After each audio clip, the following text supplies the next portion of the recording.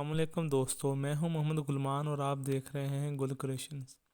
سب سے بڑی تقریب جس میں خوب دل کھول کر حوصلہ نکالا جاتا ہے اور بے انتہا رسمیں ادا کی جاتی ہیں، وہ یہی شادی کی تقریب ہے، جس کو واقع ہی بربادی کہنا لائق ہے، اور بربادی کیسی دین کی بھی دنیا کی بھی۔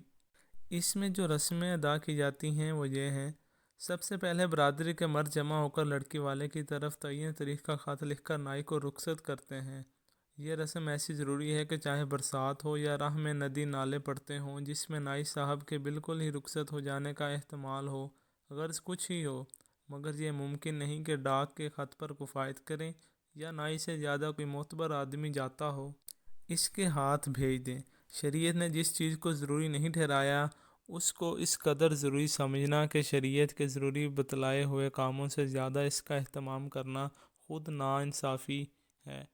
خود انصاف کرو کہ شریعت کا مقابلہ ہے یا نہیں، اور جب مقابلہ ہے تو چھوڑ دینا واجب ہے یا نہیں۔ اسی طرح مردوں کے اجتماع کا ضروری ہونا، اس میں بھی یہی خرابی ہے کہ اگر کہوں کہ مشورے کے لیے جمع ہوتے ہیں تو یہ بالکل غلط ہے۔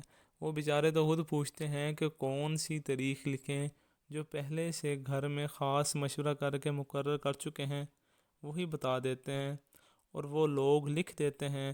اگر مشورہ ہی کرنا ہے جس طرح اور کاموں میں مشورہ ہوتا ہے کہ دو عقل مند لوگوں سے رائے لے لی جائے، بس کفایت ہوئی کہ گھر گھر کے آدمی کو بٹورنا ضروری ہے، پھر اکثر لوگ جو نہیں آ سکتے اپنے چھوٹے چھوٹے بچوں کو اپنی جگہ بھیج دیتے ہیں۔